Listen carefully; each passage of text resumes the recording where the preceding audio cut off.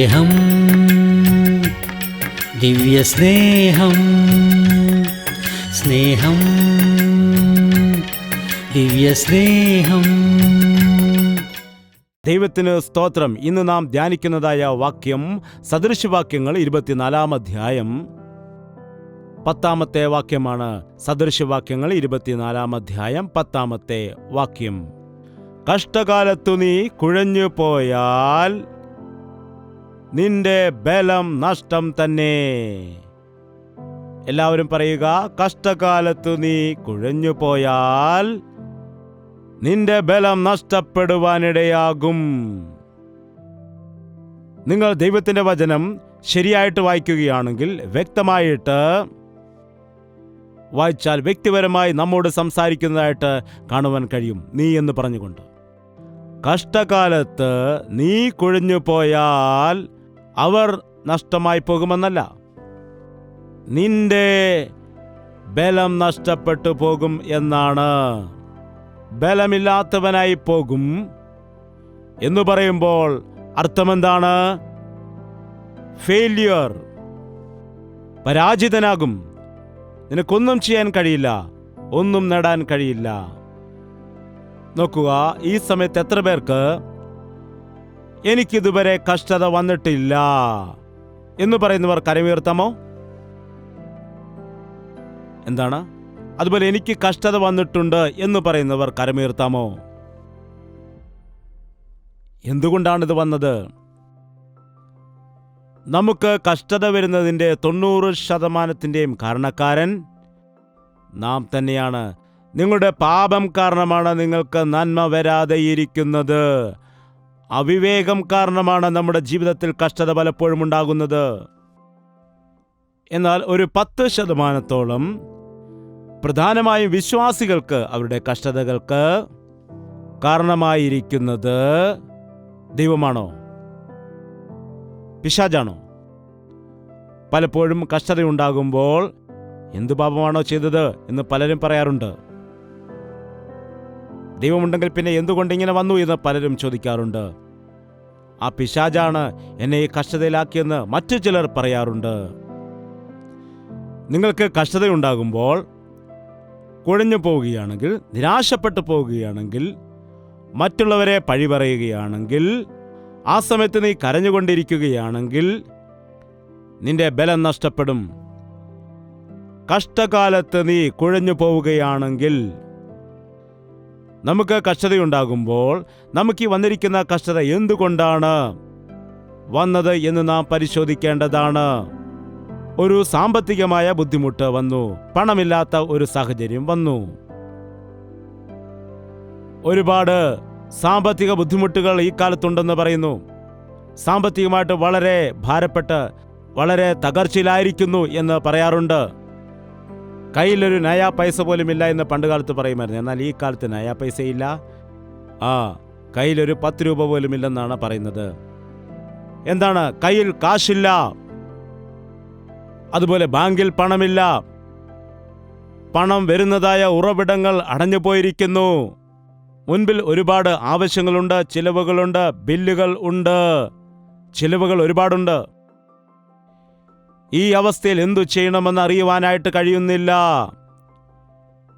എന്ന് പറഞ്ഞുകൊണ്ട് അനേകം ആളുകൾ ഈ കാലത്ത് സാമ്പത്തികമായ വിഷയത്തിൽ വരുന്നതായ ബുദ്ധിമുട്ടുകൾ, പ്രതിസന്ധികൾ ഓർത്തുകൊണ്ട് തന്മൂലമുണ്ടാകുന്ന നിന്ദകൾ കാരണം, അപമാനങ്ങൾ കാരണം, ഒറ്റപ്പെടൽ കാരണം, കടബാധ്യതകൾ തീർക്കുവാൻ കഴിയാത്തതുകൊണ്ട്, കച്ചവടം മുമ്പോട്ട് കൊണ്ടുപോകുവാൻ കഴിയാതെ, എന്തു ചെയ്യണമെന്നറിയാൻ കഴിയാതെ നിരാശപ്പെട്ടു പോകാറുണ്ട്, ഭാരപ്പെട്ടു പോകാറുണ്ട്. എത്രത്തോളം താഴ്ചയിലേക്ക് അവർ പോകുന്നുവെന്ന് ചോദിച്ചാൽ, അവരുടെ നിരാശ വർദ്ധിച്ചിട്ട് ഇനിയും ജീവിച്ചിരിക്കേണ്ട മരണമാണ് ഉത്തമം. ഒരു സഹോദരി വന്ന് പറയുകയാണ്, എൻ്റെ ഭർത്താവ് കടം വീട്ടുവാൻ കഴിയാതെ ആത്മഹത്യ ചെയ്യുവാനിടയായി. ഇപ്പോൾ ഞാനും 2 മക്കളും ഞങ്ങൾക്ക് എന്തു ചെയ്യണമെന്നറിയാൻ പറ്റാത്ത അവസ്ഥയിലായിരിക്കുന്നു. അയാൾ മരിച്ചുപോയെങ്കിലും കടം മരിച്ചു പോകുമോ? അതെന്തൊരറിവില്ലായ്മയാണ്. കടം വാങ്ങിയ മനുഷ്യൻ ആത്മഹത്യ ചെയ്തിരിക്കുന്നു. അപ്പോൾ കല്യാണം കഴിച്ചിരിക്കുന്ന ഭാര്യയെയും മക്കളെയും അവരുടെ കാര്യം എന്തായിത്തീരുമെന്ന് ചിന്തിക്കാതെ ആ നിരാശയിൽപ്പെട്ട് ആത്മഹത്യ ചെയ്തിരിക്കുമ്പോൾ അയാളുടെ ഭാര്യ ഇന്ന് കണ്ണുനീർ കുടിച്ചുകൊണ്ടിരിക്കുകയാണ്. ഇന്ന് അനേകം ആളുകൾ കഷ്ടത വഹിക്കുവാൻ കഴിയാതെ ആ കഷ്ടത മറ്റുള്ള ആളുകളുടെ മേൽ ചുമത്താറുണ്ട്, തൻ്റെ സ്വന്തക്കാരുടെ മേൽ ഇടാറുണ്ട്. ഒരുപാട് മാതാപിതാക്കൾ അവരുടെ കഷ്ടതകൾ മക്കളുടെ മേൽ അടിച്ചേൽപ്പിക്കുന്നു. ഒരുപാട് മക്കൾ അവരുടെ കഷ്ടതകളെ മാതാപിതാക്കളുടെ മേൽ അടിച്ചേൽപ്പിക്കുന്നു. നമുക്ക് കാണാൻ കഴിയും, ഒരുപാട് പുരുഷന്മാർ അവരുടെ കഷ്ടതകൾ സഹിക്കുവാൻ കഴിയാതെ അത് ഭാര്യയുടെ മേലോ മക്കളുടെ മേലോ തള്ളിവിടുവാനിടയാകുന്നു, അല്ലെങ്കിൽ മറ്റെന്തെങ്കിലും രീതിയിൽ പ്രവർത്തിക്കുന്നത് കാണാൻ കഴിയും. കഷ്ടത ഉണ്ടാകുന്നതായ സമയത്ത് എന്താണ് ചെയ്യേണ്ടത്? ഒരു വിശ്വാസിയായിരിക്കുമ്പോൾ കഷ്ടത ഉണ്ടാകും. ഇത് കഷ്ടതയുടെ ലോകമാണ്. അടുത്തിരിക്കുന്ന വ്യക്തിയോട് പറയുക, എന്താണ് ഇത് കഷ്ടതയുടെ ലോകമാകുന്നുവെന്ന്.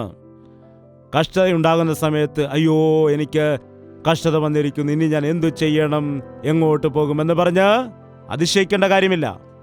ഇത് സ്വാഭാവികമായ കാര്യമാണ്. ലോകത്തിൽ നിങ്ങൾക്ക് കഷ്ടം ഉണ്ട്, എങ്കിലും നിങ്ങൾ ധൈര്യപ്പെടുക, ഞാൻ ലോകത്തെ ജയിച്ചിരിക്കുന്നു. കഷ്ടതയുണ്ടാകുമ്പോൾ നാം ഭാരപ്പെടേണ്ട കാര്യമില്ല, നമുക്ക് ധൈര്യം ഉണ്ടാകണം. ധൈര്യപ്പെടുക എന്ന് പറഞ്ഞിട്ട് ചില ആളുകൾ എന്ത് കഷ്ടത വന്നാലും അതിനെ മൈൻഡ് ചെയ്യാതെ, അതിനെ ഒന്നും തന്നെ വകവയ്ക്കാതെ, ഒരു രോഗമുണ്ടായാൽ എനിക്ക് രോഗം വരില്ല, എനിക്ക് രോഗമില്ല, എനിക്ക് കുഴപ്പമില്ല എന്ന് വിചാരിച്ചത് കൊണ്ട് മാത്രം നിന്റെ രോഗം മാറുമോ? നിനക്ക് കടമുണ്ടായിരിക്കുമ്പോൾ എനിക്ക് കടമില്ല എന്ന് വിചാരിച്ചാൽ മാറുമോ? ആരെങ്കിലും നിന്നെ നിന്ദിക്കുകയാണെങ്കിൽ അവരങ്ങനെ തന്നെ പറയുകയുള്ളൂ എന്ന് നിന്നെ തന്നെ പരിശോധിക്കാതെ നീ ഇരിക്കുകയാണെങ്കിൽ ശരിയാകുമോ? കഷ്ടതയുടെ ദിനത്തിൽ അവിടെ ഒരു ഫുൾ സ്റ്റോപ്പ് അല്ല. കഷ്ടത എന്ന് പറയുമ്പോൾ അവിടെ അത് അവസാനിക്കുന്നില്ല. ഈ കഷ്ടതയിൽ നിന്ന് എനിക്ക് വെളിയിൽ വരുവാൻ കഴിയും. ഈ കഷ്ടതയിൽ നിന്നു എന്നെ വെളിയിൽ കൊണ്ടുവരുന്നതായ ഒരു ദൈവം എനിക്കുണ്ട് എന്ന വിശ്വാസമുണ്ടായിരിക്കണം. കഷ്ടത ഉണ്ടാകുന്ന സമയത്ത് നിനക്കെങ്ങനെയാണ് വിടുതൽ എന്ന് ലഭിക്കണമെന്നറിയണമെങ്കിൽ നീ മുഴങ്കാൽ മടക്കി പ്രാർത്ഥിക്കേണ്ടതാണ്. പ്രാർത്ഥിക്കുന്നു എന്നുണ്ടെങ്കിലും മുഴങ്കാൽ മടക്കി പ്രാർത്ഥിക്കുക എന്നത് ഈ കാലത്തുണ്ടായിരിക്കുന്ന ക്രിസ്ത്യാനികൾ പലരും മറന്നുപോയിരിക്കുന്നു. അങ്ങനെ കാര്യം അവർ ചിന്തിക്കുന്നതേയില്ല. ഒരു കഷ്ടത ഉണ്ടാകുന്ന സമയം പലരും ഓടിച്ചെന്ന് കിടക്കമേൽ കിടന്നിട്ട് വിങ്ങി വിങ്ങി കരഞ്ഞ് പ്രാർത്ഥിക്കാറുണ്ട്. പലരും കഷ്ടതയുണ്ടാകുമ്പോൾ മനസ്സിൽ ഭാരമുണ്ടാകുന്ന സമയത്ത് പെട്ടെന്ന് വെളിയിലേക്ക് ഇറങ്ങിപ്പോകുന്നു. ഏതെങ്കിലും ഒരു ഷോപ്പിംഗ് മാളിലോ സൂപ്പർ മാർക്കറ്റിലോ ഒക്കെ കറങ്ങി നടന്ന് അതും ഇതുമൊക്കെ കണ്ടിട്ട് കഷ്ടത മറക്കാനായിട്ട് ശ്രമിക്കുന്നു. ലോകക്കാരാണെങ്കിൽ അവർക്കൊരു കഷ്ടത ഉണ്ടാകുമ്പോൾ നേരെ ചാരായ ഷോപ്പിൽ പോയിട്ട് കുടിക്കാൻ തുടങ്ങും. ശരിയല്ലേ? സഹോദരിമാരാണെങ്കിൽ സിനിമ കാണുവാൻ വേണ്ടി അല്ലെങ്കിൽ TV-യിൽ കാണുവാൻ വേണ്ടി ശ്രമിക്കും. എന്താണ്? കഷ്ടതയെ ഡൈവേർട്ട് ചെയ്യാൻ വേണ്ടി ശ്രമിക്കുകയാണ്. നീ കഷ്ടതയുണ്ടാകുന്നതായ സമയത്ത്, കഷ്ടതയുടെ സമയത്ത് ഏതെല്ലാം രീതിയിൽ അതിൽ നിന്നും രക്ഷപ്പെടാൻ ശ്രമിച്ചാലും ആ കഷ്ടതയ്ക്ക്, ബുദ്ധിമുട്ടിന് പരിഹാരം ഉണ്ടാക്കുന്നത് വരെയും, അതിന് മൂല കാരണം എന്താണെന്ന് അറിയുന്നത് വരെയും, അതിനെ നേരെ ആക്കുന്നത് വരെയും നമുക്ക് ആ കഷ്ടതയിൽ നിന്ന് വെളിയിലേക്ക് വരാൻ കഴിയില്ല. താൽക്കാലികമായിട്ട് പരിഹാരം ഉണ്ടായിരിക്കും. ഇന്ന് ശരീരത്തിന് വേദനയായിട്ട് ഡോക്ടറിന്റെ അടുക്കൽ ചെന്നാൽ ആദ്യം എന്താണ് ഡോക്ടർ നമുക്ക് നൽകുന്നത്? Pain killer. ആ വേദന എന്തുകൊണ്ട് വന്നു എന്ന് കണ്ടുപിടിക്കുന്നതിന് മുൻപ്, അതിൻ്റെ കാരണം എന്താണെന്ന് പരിശോധിക്കുന്നതിന് മുൻപ്, ആ വേദന നാം അറിയാതിരിക്കാൻ നമുക്ക് വേണ്ടി ഒരു മരുന്നോ ടാബ്ലറ്റോ നൽകുന്നു. പെയിൻ കില്ലർ ഉപയോഗിക്കുമ്പോൾ ആ വേദന കുറഞ്ഞതായിട്ട് തോന്നും. എന്നാൽ എന്നും പെയിൻ കില്ലർ കഴിച്ചുകൊണ്ട് ആ രോഗത്തിൻ്റെ കാരണം മനസ്സിലാക്കി അത് ചികിത്സിക്കാതിരുന്നാൽ ആ രോഗം കുറഞ്ഞതായിട്ടോ വേദന കുറഞ്ഞതായിട്ടോ അസ്വസ്ഥതയില്ല എന്നോ തോന്നും. എന്നാൽ അത് ഗുരുതരമാകും. പെർമനന്റ് ട്രീറ്റ്മെൻ്റാണ് പെയിൻ കില്ലർ. അതിനെന്താണോ ട്രീറ്റ്മെൻറ്റ് യഥാർത്ഥമായിട്ട് ചെയ്യേണ്ടത്, സർജറി ചെയ്യണമെങ്കിൽ അത് ചെയ്യണം. അതുപോലെ നമുക്ക് കഷ്ടതയുണ്ടാകുമ്പോൾ അതിൻ്റെ മൂല കാരണം എന്താണ്? നമ്മുടെ അവിശ്വാസമാണോ? നമ്മുടെ പ്രാർത്ഥനയില്ലായ്മയാണോ? എന്താണ് അതിൻ്റെ കാരണം? നമ്മുടെ അത്യാഗ്രഹമാണോ? നമ്മുടെ അസൂയയാണോ? എന്തുകൊണ്ടാണ് ഈ കഷ്ടതയിൽ നാം അകപ്പെട്ടത് എന്നുള്ള വിഷയം നാം പരിശോധിക്കണം. അതിനുശേഷം അതിലുള്ളതായ പരിഹാരം എന്താണ്? നീ ആത്മീയമായിട്ട് ബലഹീനനായിരിക്കുകയാണോ? പ്രാർത്ഥനയില്ലാതിരിക്കുന്നവനാണോ? അവിശ്വാസികളുടെ ഇടയിലാണോ? ഇതിൻ്റെ മൂലമായ കാരണം എന്താണെന്ന് നീ അത് മനസ്സിലാക്കിയെടുക്കണം. ചില സമയത്ത് നിങ്ങളുടെ കഷ്ടതയ്ക്ക് കാരണമായ ഒരു ദുശീലമാകട്ടെ, അല്ലെങ്കിൽ ഒരു ദുഷ്പ്രവൃത്തിയാകട്ടെ, ഒരു മോശമായ വിഷയമാകട്ടെ നിങ്ങളിൽ ഉണ്ട് എങ്കിൽ അത് മാറ്റിയെടുക്കണം. ഇത് മദ്യപാനം കൊണ്ടുവന്നതാണ്, ഇത് മയക്കുമരുന്ന് കാരണമാണ്, എൻ്റെ കോപം കാരണമാണ് ഇങ്ങനെയുള്ള അവസ്ഥ എനിക്ക് വന്നത്, എൻ്റെ അവിശ്വാസം കാരണമാണ് ഇങ്ങനെയുള്ള വിഷയങ്ങൾക്ക് ഞാൻ ഇരയാകുന്നത്. ഒരു സഹോദരൻ്റെ കത്തെനിക്ക് കിട്ടി. പാസ്റ്റർ, എനിക്ക് വേണ്ടി പ്രാർത്ഥിക്കണം, എനിക്ക് മുൻകോപമാണെന്ന് പറഞ്ഞു. എനിക്ക് ദേഷ്യം വരുമ്പോൾ, കോപം വരുമ്പോൾ എന്ത് സംസാരിക്കുന്നെന്ന് അറിയാൻ കഴിയില്ല. എൻ്റെ ഭാര്യയെ ഞാൻ ഒരുപാട് ദുഷിക്കാറുണ്ട്. എൻ്റെ കയ്യിൽ കിട്ടിയതൊക്കെ ഞാൻ വലിച്ചെറിയാനിടയാകും. വീട് മുഴുവൻ ഞാൻ താറുമാറാക്കാറുണ്ട്. പാവം എൻ്റെ ഭാര്യ ഇതെല്ലാം സഹിക്കുകയാണ്. പാവം എൻ്റെ ഭാര്യ ഇതെല്ലാം സഹിച്ച് എന്നോട് ഒരുപാട് ക്ഷമിക്കുകയാണ് ചെയ്യുന്നത്. കഴിഞ്ഞിടയ്ക്ക് എൻ്റെ കോപം വർദ്ധിച്ചിട്ട് വഴക്കുണ്ടാക്കിയപ്പോൾ എൻ്റെ ഭാര്യ സഹിക്കവയ്യാതെ വീട്ടിലേക്ക് പോയി. എൻ്റെ കുടുംബം ഛിന്നഭിന്നമായി പോയതിൻ്റെ കാരണം ഞാൻ തന്നെയാണ്. എൻ്റെ കോപം ആണ്. ഇപ്പോൾ എൻ്റെ കുടുംബം ഛിന്നഭിന്നമായിരിക്കുന്നു, നാശമായിരിക്കുന്നു. ഇപ്പോൾ ഞാൻ എന്താണ് ചെയ്യേണ്ടത്? കോപം ഉപേക്ഷിക്കുക, ക്രോധം വിട്ടുകളയുക. നമ്മുടെ കോപത്തെയും നമ്മുടെ എടുത്തുചാട്ടത്തെയും നമ്മുടെ ദേഷ്യത്തെയും കഷ്ടതയ്ക്ക് കാരണമായിരിക്കുന്നതായ നമ്മുടെ അവിവേകത്തെ ഉപേക്ഷിക്കണം. നിനക്ക് കടഭാരമുണ്ടെങ്കിൽ ചിന്തിക്കണം, അനാവശ്യമായ ചെലവുകൾ നീ ചെയ്യുന്നുണ്ടോ? അനാവശ്യമായ സാധനങ്ങൾ വാങ്ങിക്കൂട്ടുന്നുണ്ടോ? പണം ചിലവാക്കുന്ന വിഷയത്തിൽ ശ്രദ്ധയില്ലാതിരിക്കുകയാണോ എന്ന് പരിശോധിച്ച് അവ നേരെയാക്കണം. ഇനിയും ഒരിക്കൽ കൂടി അങ്ങനെയുള്ളതായ സാഹചര്യം ഉണ്ടാകാതിരിക്കത്തക്കവണ്ണം നീ അതിനെ ട്രീറ്റ് ചെയ്യണം. നീ അതിനെ നേരെയാക്കിയെടുക്കേണ്ടതാണ്. അതല്ലാതെ കഷ്ടതയുണ്ടാകുമ്പോഴെല്ലാം നിരാശപ്പെട്ടു പോയാൽ, ഒരു കഷ്ടത ഉണ്ടായി എന്നിരിക്കട്ടെ, പെട്ടെന്ന് നിങ്ങളുടെ ഭവനത്തിൽ ഒരു മരണം സംഭവിച്ചു എന്നിരിക്കട്ടെ, നിന്റെ പിതാവ് ആക്സിഡന്റിൽ മരിക്കുമെന്ന കാര്യം നീ ചിന്തിച്ചിരുന്നില്ല, പെട്ടെന്നൊരു ദിവസം അദ്ദേഹം മരിക്കുന്നു. അപ്പോൾ ആ ദുഃഖം, ആ കഷ്ടത സഹിക്കുന്നത് വളരെ ബുദ്ധിമുട്ടാണ്.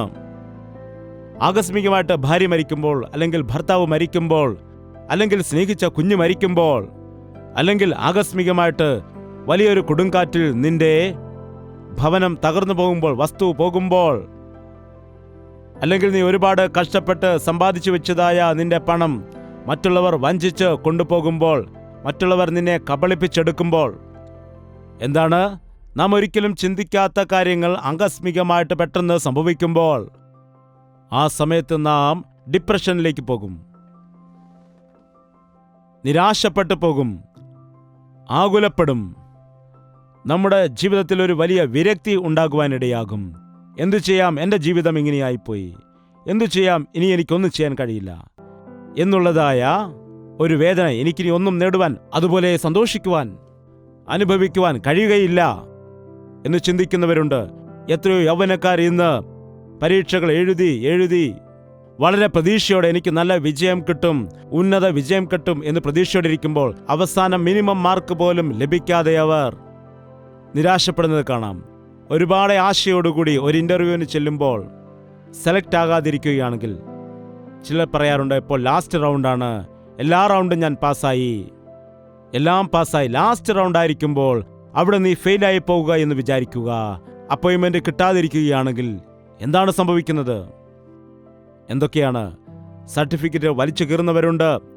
അതുപോലെ നിരാശപ്പെട്ട് പിന്നീടുള്ള കാലം മദ്യത്തിന് അടിമയായി ജീവിക്കുന്നവരുണ്ട്. ആത്മഹത്യാശ്രമം നടത്തുന്നവരുണ്ട്. ഈ ലോകം കഷ്ടതയുടെ ലോകമായതുകൊണ്ട് ഏതെങ്കിലും ഒരു കഷ്ടത ഒന്നിനു പിറകെ ഒന്നായി നമ്മുടെ ജീവിതത്തിൽ വന്നുകൊണ്ടേ ഇരിക്കും എന്ന് പറയുന്നവർ ഹല്ലേലൂയ പറയുക. കഷ്ടകാലത്ത് നീ കരയുകയാണെങ്കിൽ, പണ്ടൊക്കെ മനുഷ്യനെ കുറിച്ച് കഷ്ടതയുണ്ടായാൽ അവർ കരയുമായിരുന്നു, ശബ്ദമുയർത്തി അവർ നിലവിളിക്കുമായിരുന്നു. മനസ്സ് തകർന്നുകൊണ്ട്, ഹൃദയം തകർന്ന് നിലവിളിക്കുമായിരുന്നു. കുറെ കരഞ്ഞതിന് ശേഷം അവർക്ക് അല്പം ആശ്വാസം ലഭിക്കുമായിരുന്നു. എന്നാൽ ഈ കാലത്തുള്ള മനുഷ്യർ അല്പം പോലും കരയില്ല. കരഞ്ഞാൽ പോലും അത്രയേ ഉള്ളൂ. എന്താണ്? ഒന്ന് മൂളുക മാത്രമേ ഉള്ളൂ. എന്നാൽ അവരുടെ ഹൃദയത്തിൻ്റെ ഉള്ളിൽ, മനസ്സിൻ്റെ ഉള്ളിൽ ആ ദുഃഖം വർദ്ധിച്ചുകൊണ്ടേയിരിക്കും. ആ ദുഃഖം നേരത്തെ അമ്മയോട് പറയുമായിരുന്നു, അപ്പനോട് പറയുമായിരുന്നു, ഭാര്യയോടോ ഭർത്താവിനോട് ചെന്ന് പറയുമായിരുന്നു, സ്നേഹിതരോട് പങ്കുവയ്ക്കുമായിരുന്നു, വിശ്വാസികളാണെങ്കിൽ ദൈവദാസന്മാരോട് പറയുമായിരുന്നു. എന്നാൽ ഈ കാലത്ത് ആ ഹൃദയത്തിൽ ഉണ്ടായിരിക്കുന്നതായ അവരുടെ സങ്കടത്തെ അടുത്തിരിക്കുന്ന ഭാര്യയോട് പോലും പറയില്ല, അടുത്തിരിക്കുന്ന ഭർത്താവിനോട് പറയില്ല, മാതാപിതാക്കളോട് പറയില്ല. അത് മനസ്സിൽ തന്നെ വച്ചുകൊണ്ട് വീർപ്പുമുട്ടൽ അനുഭവിച്ചു കൊണ്ടിരിക്കുകയാണ്. അപ്പോഴെന്താണ് സംഭവിക്കുന്നത് അറിയാമോ? ഒരു ചതുപ്പ് നിലത്തിൽ കിടക്കുന്ന വ്യക്തി അവിടെ കിടന്ന് കൈകാലിട്ട് അനക്കുകയാണെങ്കിൽ എന്താണ് സംഭവിക്കുന്നത്? മുകളിലേക്ക് വരുമോ? വീണ്ടും താഴേക്ക് പോകത്തേയുള്ളൂ. കഷ്ടതയുണ്ടാകുമ്പോൾ കരയുക, നിലവിളിക്കുക. കരയരുതെന്ന് ചിലർ പറയാറുണ്ട്. കുഴപ്പമില്ല, നിങ്ങൾ കരയൂ. നീ ചെയ്ത തെറ്റോർത്ത് കരയുക. കരച്ചിൽ ഒരുപാട് നല്ല കാര്യങ്ങൾ നമ്മുടെ ശരീരത്തിൽ ചെയ്യാറുണ്ട്. എന്നാൽ ദൈവഹിതപ്രകാരമുള്ള ദുഃഖമായിരിക്കണം, പശ്ചാത്താപത്തോടു കൂടിയുള്ള ദുഃഖമായിരിക്കണം. പത്രോസ് അകത്തേക്ക് പോയിട്ട് സങ്കടപ്പെട്ട് കരഞ്ഞു. വീണ്ടും ഒരിക്കലും തന്റെ ജീവിതത്തിൽ യേശുക്രിസ്തുവിനെ അറിയില്ല എന്ന് അവൻ ഒരിക്കൽ പോലും പറഞ്ഞിട്ടില്ല. ഈ കാലത്ത് അങ്ങനെയുള്ള പശ്ചാത്താപം കാണുന്നില്ല. കഷ്ടതയുണ്ടാകുന്ന സമയത്ത് മറ്റുള്ളവരെ കുറ്റം പറയുന്നു, അല്ലെങ്കിൽ ദൈവത്തിന്റെ മേൽ പഴിചാരുന്നു. എന്നാൽ ഈ കഷ്ടത ഞാൻ കാരണമാണ് വന്നിരിക്കുന്നത് എന്ന തിരിച്ചറിവ് നിനക്കുണ്ടാകുമ്പോൾ നിനക്ക് മരുന്ന് ലഭിക്കുന്നു എന്നാണ് അർത്ഥം. നിന്റെ കഷ്ടതയിൽ നിന്നുള്ളതായ വിടുതൽ നിനക്ക് ആരംഭിച്ചു കഴിഞ്ഞു എന്നാണ് അർത്ഥം. അതല്ലാതെ കഷ്ടതയുണ്ടാകുമ്പോൾ നിരാശപ്പെട്ടു പോയാൽ കുഴഞ്ഞു പോകാനിടയാകും. ഒന്നും നിനക്ക് നേടാൻ കഴിയില്ല, ഒന്നും സാധിച്ചെടുക്കുവാൻ കഴിയില്ല ജീവിതത്തിൽ. വീണ്ടും നീ ഇന്റർവ്യൂവിന് പോകില്ല, വീണ്ടും നീ എക്സാം എഴുതില്ല, വീണ്ടും എന്തെങ്കിലും ജീവിതത്തിൽ നേടണമെന്ന് വിചാരിച്ച് നീ ശ്രമം നടത്തുകയില്ല. അങ്ങനെ ജീവിതം നിലച്ചു പോകുന്നു. ഈ ദിവസം നമ്മുടെ ജീവിതത്തിൽ കഷ്ടത ഉണ്ടാകുന്നതിൻ്റെ പ്രധാനപ്പെട്ട കാരണം നമ്മുടെ ജീവിതത്തിലെ പാപം കാരണമാണ്, നമ്മുടെ അവിശ്വാസം കാരണമാണ് പലപ്പോഴും നമ്മുടെ ജീവിതത്തിൽ കഷ്ടതയുണ്ടാകുന്നത്. അവയെക്കുറിച്ച് ചിന്തിച്ചിട്ട് എന്തുകൊണ്ട് ഈ കഷ്ടത വന്നു എന്ന് പരിശോധിച്ചിട്ട് ആ പാപത്തെ ഉപേക്ഷിച്ചിട്ട് കർത്താവിന്റെ കരുണയ്ക്ക് വേണ്ടി അപേക്ഷിച്ചാൽ തീർച്ചയായും വിടുതൽ ലഭിക്കുന്നതാണ്. എല്ലാവരും കണ്ണുകൾ അടച്ചിപ്പോൾ പ്രാർത്ഥിക്കുക. കരങ്ങൾ ആകാശത്തേക്ക് ഉയർത്തിക്കൊണ്ട്, കർത്താവെ, കഷ്ടത സഹിക്കാൻ പഠിപ്പിക്കണമേ. കർത്താവിനു വേണ്ടി ജീവിക്കാൻ ആഗ്രഹിക്കുമ്പോൾ ഒരു നിന്ന വരുമ്പോൾ, അപമാനം വരുമ്പോൾ നിന്നു പോവുകയാണ്, ഭാരപ്പെടുകയാണ്, അധൈര്യപ്പെടുകയാണ്. ക്രിസ്തുവിനു വേണ്ടി കഷ്ടത അനുഭവിക്കുന്നത് ഭാഗ്യമാണെന്ന് പറഞ്ഞ് കഷ്ടതയിൽ കൂടി സഹിഷ്ണുതയും, കഷ്ടതയിൽ കൂടി ആത്മീയ ശക്തിയും അനുഭവങ്ങളും നീ ഞങ്ങളെ പഠിപ്പിക്കുന്നു എന്നും, കഷ്ടത ഞങ്ങളെ പരിപൂർണരാക്കി മാറ്റുന്നുവെന്നും, കഷ്ടത ഞങ്ങളെ നിന്നോട് അടുത്ത് ജീവിക്കാൻ പഠിപ്പിക്കുന്നുവെന്നും വിശ്വസിക്കുവാൻ സഹായിക്കണമേ. കർത്താവിനോട് പറയുക, എത്രയോ തവണ കർത്താവെ, അങ്ങേ വിട്ട് ഞങ്ങൾ ദൂരെ പോയിട്ടുണ്ട്. നിന്റെ കഷ്ടതയെക്കുറിച്ച് ആലോചിച്ചിരുന്നാൽ, നിന്റെ ബുദ്ധിമുട്ടുകളോർത്ത് നീ നിരാശപ്പെട്ട് ഭാരപ്പെട്ടിരുന്നാൽ, നിന്നെ സ്നേഹിക്കുന്ന ഒരു കർത്താവുണ്ട് എന്നും, നിന്റെ കഷ്ടതയിൽ നിന്ന് നിന്നെ വിടുവിച്ചെടുത്തുകൊണ്ട് നിന്റെ കഷ്ടതയിൽ നിന്നോട് കൂടെ ഇരുന്ന് നിന്നെ ബലപ്പെടുത്തി, നിന്നെ സ്ഥിരപ്പെടുത്തി നിത്യരാജ്യത്തിന് അവകാശിയായി നിന്നെ മാറ്റാൻ നോക്കുന്ന കർത്താവിങ്കിലേക്ക് നോക്കുക. നിന്റെ കഷ്ടതയെക്കുറിച്ച് മാത്രം ഓർത്താൽ നീ നിരാശപ്പെട്ടു പോകും. കഷ്ടതയെക്കുറിച്ച് മാത്രം ആലോചിച്ചിരുന്നാൽ നീ ഭാരപ്പെടുവാനിടയാകും. നിന്നെ സ്നേഹിക്കുന്ന യേശുവിങ്കിലേക്ക് നോക്കുക. മനുഷ്യനിൽ ആശ്രയിച്ചു ചതിക്കപ്പെട്ടു, പണത്തിൽ ആശ്രയിച്ചു വഞ്ചിക്കപ്പെട്ടു. എന്നാൽ കരുണാമയനായിരിക്കുന്ന കർത്താവിങ്കിലേക്ക് നോക്കൂ. അങ്ങനെ തന്നെ നമ്മുടെ രണ്ട് കരങ്ങളും ഉയർത്തിക്കൊണ്ട് പ്രാർത്ഥിക്കാം. കർത്താവേ, ഈ ദിവസം എന്നെ അഭിഷേകം ചെയ്യണമേ. അങ്ങയ്ക്ക് വേണ്ടി കഷ്ടം അനുഭവിക്കുന്നത് ഭാഗ്യമായിട്ട് കണക്കാക്കാൻ, അല്പകാലം കഷ്ടം അനുഭവിച്ചതിന് ശേഷം ഞങ്ങളെ ബലപ്പെടുത്തി, ഞങ്ങളെ പൂർണ്ണരാക്കി, ഞങ്ങളെ സ്ഥിരപ്പെടുത്തുന്ന ദൈവമാണെന്ന് മനസ്സിലാക്കാൻ, വിശ്വസിക്കാൻ ഞങ്ങളെ സഹായിക്കണമേ. ലോകത്തിൽ എത്രയോ ആളുകളുണ്ട്. സർവശക്തനായ ദൈവമേ, സർവകൃപാലുവായ ദൈവമേ, നീ ഞങ്ങളെ വിളിച്ചു വേർതിരിക്കാനിടയായല്ലോ. ഈ ലോകത്തിൽ കഷ്ടത അനുഭവിച്ച് കണ്ണുനീരോടുകൂടി, ത്യാഗത്തോടുകൂടി, വിശ്വാസത്തിൽ ഇടറിപ്പോകാതെ നിന്റെ സാക്ഷികളായിട്ട് ജീവിക്കുവാൻ, നിന്റെ സുവിശേഷം അറിയിക്കുവാൻ ഞങ്ങളെല്ലാവരെയും സഹായിക്കുമാറാകണമേ. യേശുക്രിസ്തുവിന്റെ നാമത്തിൽ അപേക്ഷിക്കുന്നു പിതാവേ, ആമേൻ. യേശുവേ യേശുവേ യേശുവേ യേശുവേ യേശുവേ യേശുവേ യേശുവേ യേശുവേ. നിന്നെ നിന്നെ എന്നും ഞാൻ സേവിക്കും, നീ മാത്രം രാജാവെന്നും. നിന്നെ നിന്നെ എന്നും ഞാൻ സേവിക്കും, നീ മാത്രം രാജാവെന്നും. യേശുവേ യേശുവേ യേശുവേ യേശുവേ യേശുവേ യേശുവേ യേശുവേ യേശുവേ യേശുവേ യേശുവേ യേശുവേ.